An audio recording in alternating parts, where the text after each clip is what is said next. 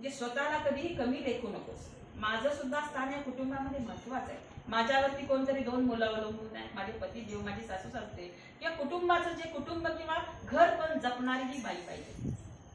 ज्या घरामध्ये आत्ताच्या मुली जातात सासरी, त्यांनी ते घर बांधून ठेवलं पाहिजे.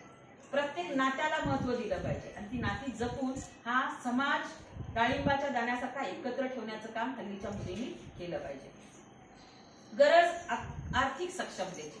का महिला आर्थिक सक्षम झाल्या पाहिजेत? का बरं छोटे छोटे उद्योगधंदे व्यवसाय त्यांनी बचत गटाच्या माध्यमातून असेल किंवा इतर काहीही, का बरं? त्याचं कारण असेल, जेव्हा आर्थिक सक्षम असणारी महिला आहे तिच्याकडे एक आत्मविश्वास येतो की मी स्वतः हे विकत घेऊ शकते आपल्या कुटुंबासाठी, माझ्या मुलांना याची कमतरता मी पडू देणार नाही. म्हणजे अशा प्रकारे महिला ह्या स्वतः जर आत्मनिर्भर असतील तर त्यांच्याकडे एक आत्मविश्वास सुद्धा येतो आणि समाजामध्ये वावरताना कुठेही त्यांना अगदी स्वतःला कमी लेखण्याची गरज पडत नाही, त्यांना मान सन्मान मिळतो. म्हणून आर्थिक सक्षम सुद्धा. आता आर्थिक सक्षम महिला आत्मनिर्भर होणं, सबला आहेत, अबला आहेत का आताच्या महिला? नाही, त्या सबल आहेत, सक्षम आहेत आणि त्यासाठी शासन स्तरावर सुद्धा खूप मोठे प्रयत्न होत आहेत. नेहमी इतरांची स्वप्न जगलीस, थोडं स्वतःसाठी जगून बघ.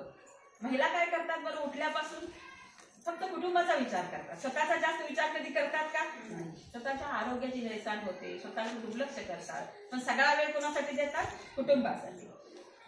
थोडं स्वतःसाठी बघून बघ. तोडून कुंपण अनिष्ट रूढींचे थोडं स्वतःसाठी खुलून बघ.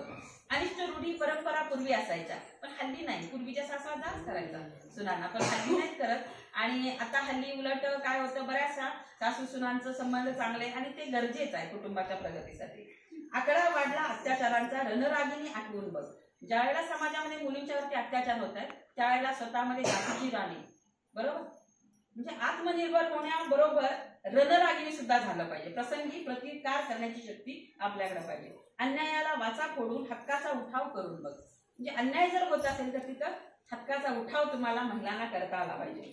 घुमू दे तुझा आवाज, गरजू दे तुझी मतं, कळू दे तुझी स्वप्न, तुझी जगण्याची रीत, क्रूर कर्म्यांना हरवायला लाव तुझा आनंद तुझ्या हातात हीच. बघा, क्रूर कर्म्यांना हरवायला लाव पूर्ण ताकद आणि तुझा आनंद तुझ्या हातात हीच खरी गंमत. म्हणजे आपल्या महिलांचा आनंद आपल्याच हाती आहे. दुसरं कोणतरी येऊन आपल्याला फार मदत करेल असं नाही. तू स्वतःसाठी सुद्धा जगून बघ. कुटुंबासाठी जगतेसच, पण स्वतःचा आनंद बघ. तुला स्वतःला काही वेगळं कौशल्य येत असेल तर त्या कौशल्यासाठी तू बघ. तुम्हाला शिवणकाम, टिपणकाम, हल्ली मुली कोणते कोणते कोर्सेस करतायत बघा. मुलींना फॅशन डिझायनिंग असेल किंवा इंटेरियर डिझायनिंग असेल, शिवणकाम असेल, छोटे छोटे उद्योग, त्याचबरोबर शेवया, पापड यांच्या मशीनच्या सहाय्याने त्याचा उद्योगधंदा असेल, लाडू बनवणे असेल वेगवेगळ्या प्रकारचे, ग्रामीण भागामध्ये ज्या भाज्या मिळतात रानभाज्या त्यांची रेसिपी करून बघा, किंवा इतर काही. कडधान्याचं वर्ष म्हणून काही वर्ष. आता ह्या वर्षी महिला दिनानिमित्त एक थीम आहे पहा, शासनानं, केंद्र शासनानं ती जाहीर केलेली आहे. ती थीम अशी आहे, समानता, आत्मनिर्भरता आणि हक्क. म्हणजे महिलांना प्रत्येक ठिकाणी समान संधी दिली गेली पाहिजे. आता ग्रामपंचायतमध्ये सुद्धा महिलांसाठी आरक्षण आहे प्रत्येक ठिकाणी. मुलींना तर तुम्ही जर मेरिटमध्ये आला ना तर पुढचं सगळं शिक्षण शासन करणार आहे. उच्च शिक्षणामध्ये तुम्हाला सोय मिळणार आहे, शासन तुमचे पैसे भरणार आहे. अगदी मेडिकल इंजिनिअरिंगला जरी गेला तरी खूप मोठी फी असणार आहे, ती सुद्धा उच्च शिक्षणाची माफ होणार आहे. म्हणजे मुलीने एक लक्षात ठेवा, तुम्ही जर चांगला प्रामाणिकपणे अभ्यास केला तर तुम्हाला शासन स्तरावरून मदत मिळणार आहे. आलं लक्षात? म्हणजे तुम्ही तिथं कमी पडायचं नाही, नाहीतर डोनेशन देऊन शिकायचं म्हटलं की खूप पैसा जाणार आहे. म्हणून आणि समान संधी आहे मुलींसाठी. पूर्वी तर म्हणायचे मुलग्यापेक्षा मुलगी बरी, दोन्ही घरचा उद्धार करेल. म्हणजे आई, पूर्वी कसं व्हायचं, 3-4 मुली झाल्या की मग नंतर होणाऱ्या मुलीचं नाव नकोशी ठेवायचे. का? कारण ती नकोशी व्हायची.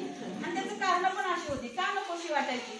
कारण हुंडा द्यायला लागायचा, लग्नाचा खर्च करायला लागायचा, लग्नानंतर सुद्धा सासरची मंडळी चांगली सांभाळली तरी बरं, नाहीतर त्या वडिलांना ताण असायचा, आईला ताण असायचा. त्यामुळे